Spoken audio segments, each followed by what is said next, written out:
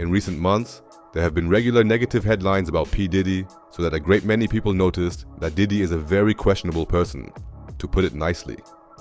There have been a number of controversies since the beginning of his career, which have been repeatedly swept under the carpet, because Diddy is said to have been responsible for the fact that dozens of livelihoods have been destroyed and many people have lost their lives.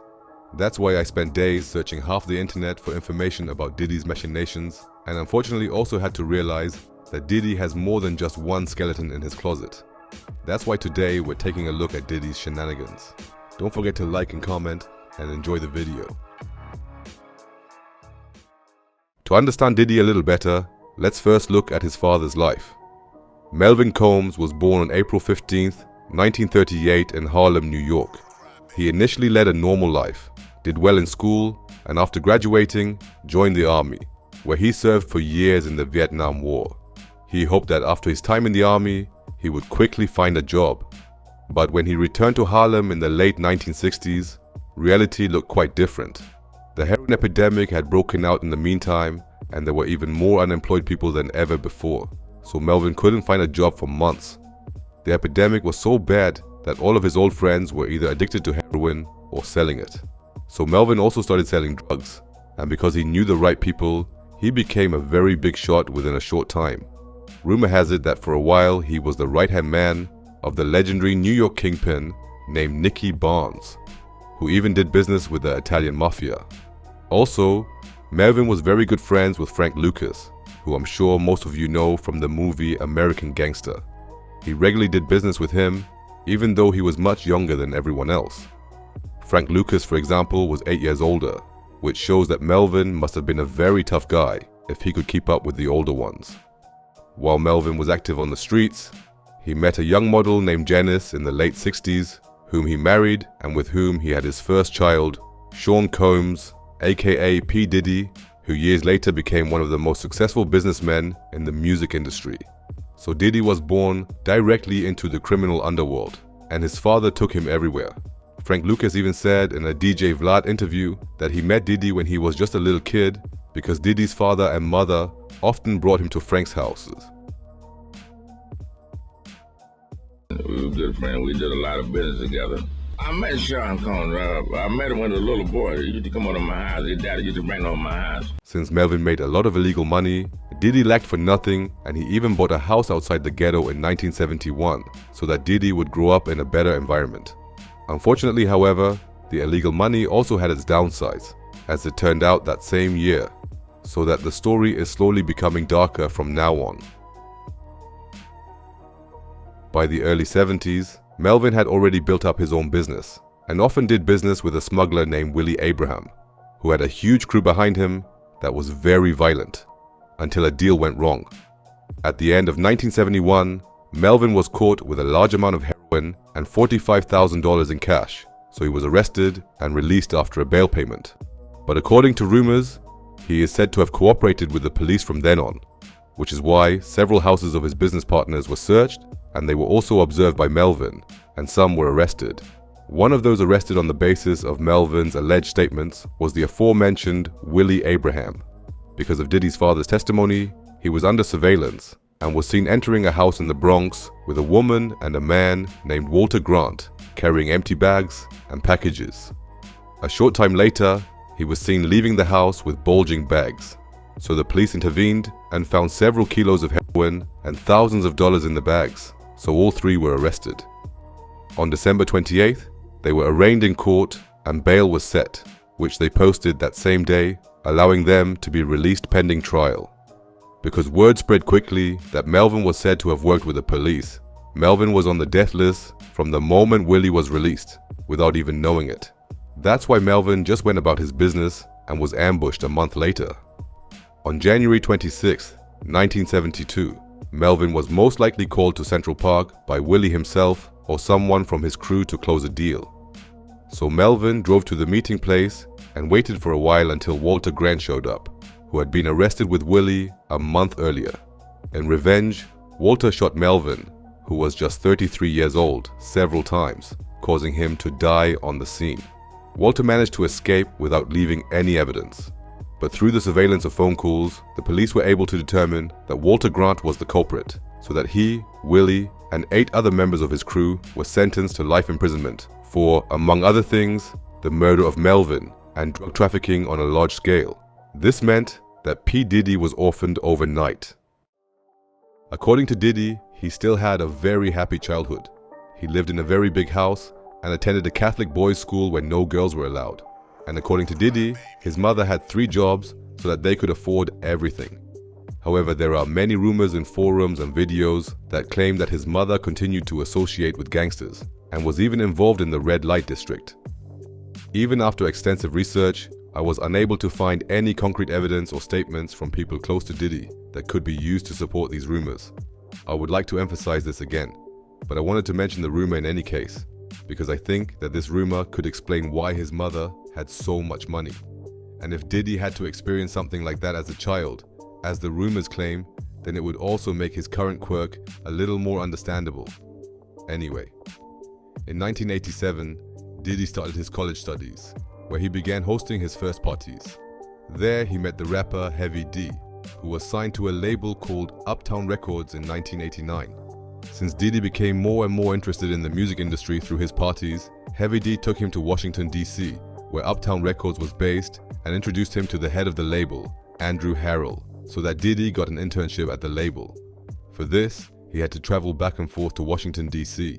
for 8 hours twice a week for several months, until Andrew offered him a full-time job, which Diddy accepted. That was his first step into the music industry. But even the beginning of Diddy's career was marred by controversy. In December 1991, Diddy and Heavy D organized a charity event to which a host of stars were invited, so that a great many guests wanted to attend. But Diddy underestimated the rush and only hired half the recommended security staff for the event. The sports hall had room for 1,750 people, but even at the beginning of the event, over 2,000 people were already standing in front of the hall, and the number kept growing until there were over 5,000 people outside.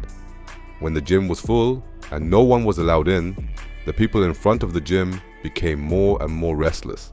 And when LL Cool J and Mike Tyson showed up at around 7 p.m., the crowd in front of the gym went completely crazy.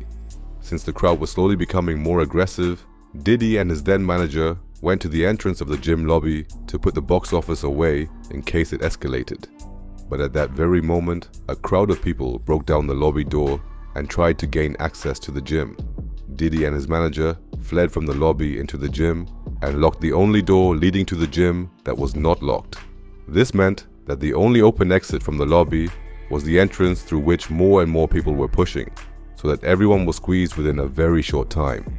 Witnesses reported that it was so crowded that it was hard to breathe, and so the first people passed out and fell to the ground, where some were trampled to death. It took over 15 minutes before the security guards finally opened the locked doors and people were able to escape slowly. By this time, 3 people had already lost their lives, and the guests in the gym were helping the injured, unaware of what had happened.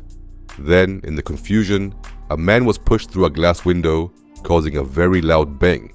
The bang led some guests to believe that shots had been fired, and panic broke out again, with a great many people stepping on those already lying on the ground. At the end of the event, 9 people aged 15 to 28 lost their lives. This event was so tragic that even the then mayor, David Dinkins, published a 67-page statement entitled "Failure of Responsibility." In it, he writes that Diddy and his crew were too inexperienced for such a big event, and that this tragedy could have been prevented. After the statement, accusations rained down on Diddy and his crew, and after years of litigation, Diddy had to pay $750,000 in damages in 2000. But even a huge scandal in which several people lost their lives did not stop Diddy from growing further, because his boss Andre Harrell stuck by him despite all the negative press. So Diddy got back to work and made sure that Biggie Smalls and Craig Mack got a contract at Uptown Records, both of whom became very successful, even though Diddy was still very young. And that's when the rumors started. According to singer Jaguar Wright, who has been part of the music industry since the 90s and has worked with hip-hop greats like Jay-Z, Diddy's signing with Andre Harrell's label Uptown Records made him part of a group that exercised power in the background. Just as Diddy was taken under Andre Harrell's wing, The then mid-20s-year-old Andre Harrell was in turn discovered and trained by one of the most successful men in the music industry, Clive Davis. And Clive Davis is one of the first men in the music industry to publicly announce that he is attracted to both sexes. According to Jaguar Wright, Clive Davis and Andre Harrell are said to have had an affair with each other, which led to Andre getting his own music label in 1985 at the age of just 26. And that's exactly how it happened with Diddy. In 1993, Diddy and Andre Harrell fell out, with the result that Diddy was fired from Uptown Records. And according to the rumors, the quarrel was sparked because Diddy had also had an affair with Clive Davis. That's why, just 2 weeks after being fired by Andre Harrell, Diddy got his own sub-label from Clive Davis's label, Arista Records, and so Bad Boy Records was born, even if most of you have never heard the name. With Clive Davis behind him, Diddy had one of the most powerful men in the music industry backing him. Clive has been an integral part of the industry since the 1960s and has really worked with every megastar you can imagine. As a result, he won 5 Grammys and was even inducted into the Rock and Roll Hall of Fame, even though he's not an artist. Clive Davis even made sure that Biggie and Craig Mack were fired from Uptown Records so that they could sign with Bad Boy Records, and so Diddy's success story was assured. In 1994, Craig Mack's album and Biggie's legendary debut album were released on Bad Boy Records, both of which were relatively successful. So Diddy went in search of new talent and came into contact with a 15-year-old artist called Usher. Usher had been part of an R&B group called New Beginnings since the age of 10 and was discovered at the age of 13 by a man named L.A. Reid, who signed him to his label Layface Records. Like Bad Boy Records, Layface Records was a sub-label of Clive Davis's label Arista Records. So many claim that this put Usher in a very bad environment. Similar to Diddy years earlier, only at a much younger age. When Usher signed with Layface, they worked on Usher's debut album for months. But during the recordings, Usher slowly entered puberty and therefore got a voice break, so they had to discard all the recorded songs and start from scratch. Since L.A. Reid no longer knew how to market Usher from that point on, he sent Usher to New York to Diddy to become part of Diddy's so-called flavor camp, so that Diddy could make a star out of Usher. So Usher flew to New York and, at the age of 15, lived with Diddy, who was 10 years older, for a whole year. Years later, Usher told Rolling Stone magazine that this time was the hardest of his life, and it was precisely such statements that caused the rumor mill to start boiling again. Whenever Usher was asked about the so-called Puffy Flavor Camp, you could see that he was reluctant to remember the time, so that many claim that Diddy might have done something to Usher. And I lived with Sean Puffy Combs for a year. That's the crazy thing. Now, that was L.A. Reid's idea, right? We're sending you over to something called Puffy Flavor Camp. There you go. To learn Flavor Camp. Yeah, Flavor that's Camp. what it was called. During a live stream at a party at Diddy's house, where Usher was also present, Diddy gave a short interview in which he said that he used to wake up with Usher and they would then fight over the cornflakes when Usher was just 10 years old, until he was interrupted by Kevin Hart. Over the frosted flakes, you know what I'm saying? Before pause was invented, you know what I'm saying? But it's my brother for real. We used to actually wrestle off of the frosted flakes because he used to always get up early with me. Now he's one of the richest stars in the world. And Yo, what the fuck did Puff just say? Nobody's gonna acknowledge this but me. Puff just said we used to wrestle over the frosted flakes, and we're streaming live. That was stupid. It is precisely because of such statements and scenes that the rumor persists to this day that Diddy is said to have violated Usher. But these are all just theories without any tangible evidence. But in 1994, a dispute in which Diddy is said to have been one of the masterminds sparked off the events that ultimately led to the loss of 2 of the greatest rappers in history, namely Tupac Shakur and Biggie Smalls. Now, it was this documentary that claimed, which we know wasn't true. Yeah, check this out. We don't talk about things that are nonsense. We don't even entertain nonsense, my brother. After Tupac had an argument with 2 New York underground stars named Haitian Jack and Jimmy Henchman, Pac was ambushed and shot in the lobby of Squad Studios in New York in November 1994. Since Biggie Smalls and Diddy were in the same building at the same time, Pac suspected that he was ambushed. Just one day after he was shot, Tupac had to appear in court, was found guilty, and went to prison without the opportunity to talk to Biggie or Diddy. According to Tupac's testimony, he was found guilty of gun possession because of Biggie and his crew's weapons, among other things, so Pac would have liked a little support from Bad Boy. But instead, Pac was left alone in prison. When I got arrested in New York, I got arrested for Biggie. Them guns in my room was Biggie's guns because them cowards left the room when they heard the police was downstairs, and everybody left their guns in my room. Serial numbers scratched out, and I did not snitch. I took that case. So you can imagine how I feel when I'm in jail for that case. And instead of supporting Tupac, Diddy released the song Who Shot Ya by Biggie, which of course everyone saw as a diss to Tupac. Although the song had already been recorded before Pac was shot, the timing of its release was anything but optimal for Diddy. While Tupac was in prison, the beef between Death Row and Bad Boy escalated, leading to Suge Knight taking to the stage at the Sorcerer Wars and publicly dissing Diddy for the first time. In September of '95, Suge and Diddy ran into each other at an Atlanta club, and an altercation broke out in which a friend of Suge Knight's, named Big Jake, was shot and killed by Diddy's bodyguard, Wolf. And so the feud between Bad Boy and Death Row turned bloody. When Suge paid Pac's bail, Pac was released from prison in September 1995 and became part of Death Row Records. Since Pac and Suge Knight both had anger towards Bad Boy Records, the dispute escalated further and further. At a Christmas party in December 1995, Diddy's friend Mark Bell was then taken aside by Suge, Pac and other men and beaten up. According to Mark's testimony, Suge wanted to know where Diddy and his family lived. According to a great many statements made by informants to the police, this was when Diddy got scared and finally wanted to fight back. That's why he got together with the opposing party of Suge Knight's gang, the Cribs, who were supposed to protect him from then on. In addition, Diddy is said to have offered a reward of $5,000 for anyone who brought them a Death Row chain, which Suge Knight only gave to the closest people. And from there, a small war is said to have broken out. After the song Hit 'Em Up by Tupac was released, a group of Bloods connected to Suge Knight clashed with a group of Cribs connected to Diddy in June 1996. During the fight, a Cribs member named Orlando Anderson allegedly tried to take the chain off Trayvon Lane to secure the $5,000 reward. And Trayvon Lane is the man who recognized Orlando Anderson in Las Vegas on September 7th, so Pac attacked Orlando, whereupon Tupac was shot and killed a short time later. During the investigation, a rumor quickly spread that Diddy was the mastermind, and in addition to the $5,000 for the Death Row chains, had also offered a $1 million bounty on Suge Knight and Tupac. As a result, investigations were launched against, among others, Orlando Anderson's uncle, Keefe D.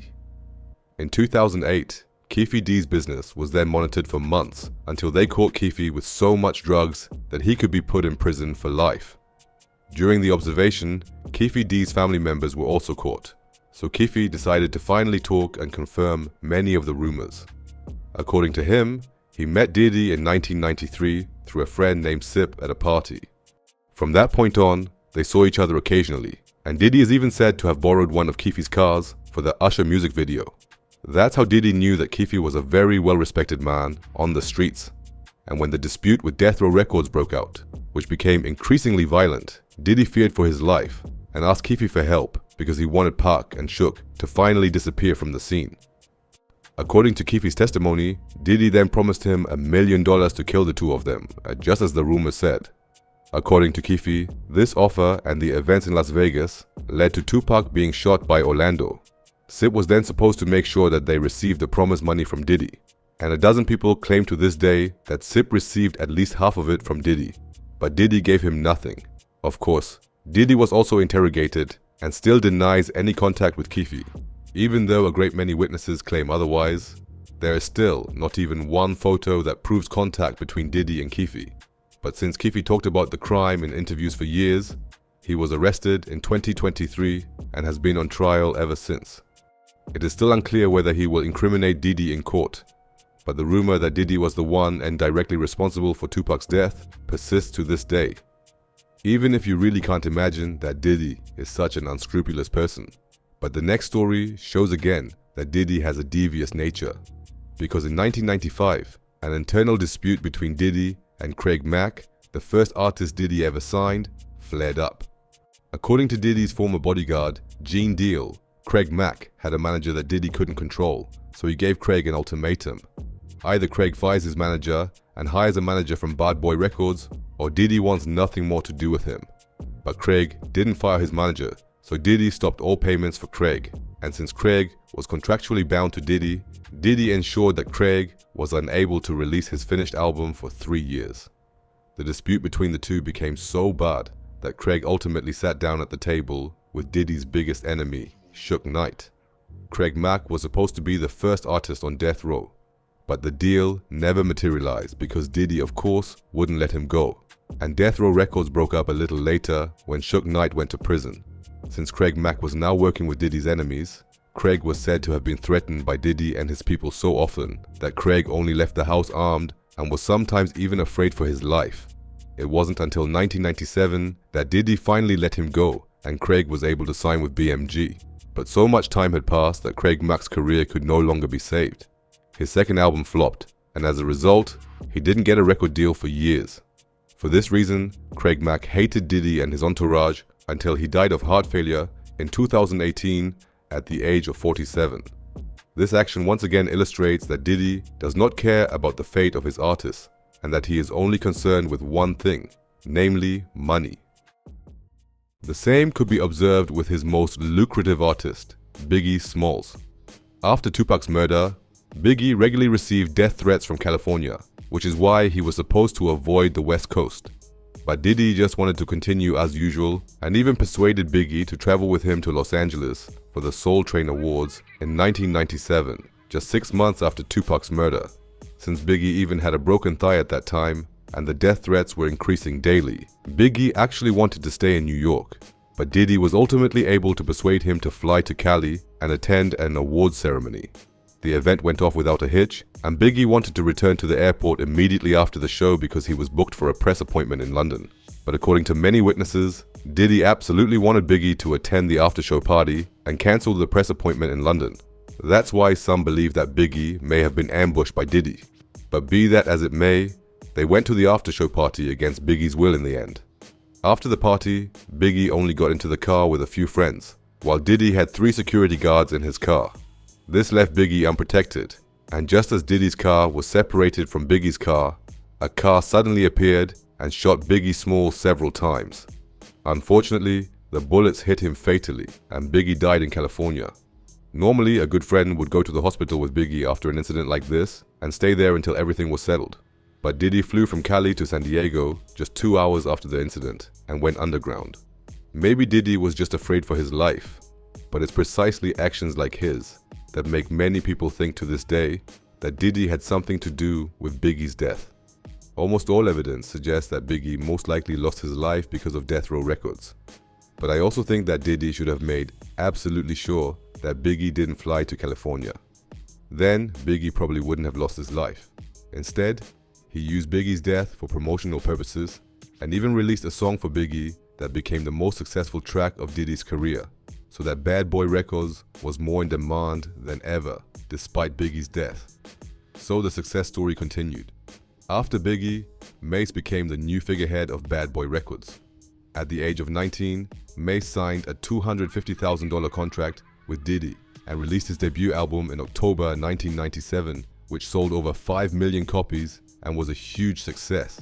Mase should have become a multi-millionaire as a result, but his contract with Bad Boy stated that he had assigned his music rights to Diddy for a measly $20,000, which meant that Mase received practically nothing from the income.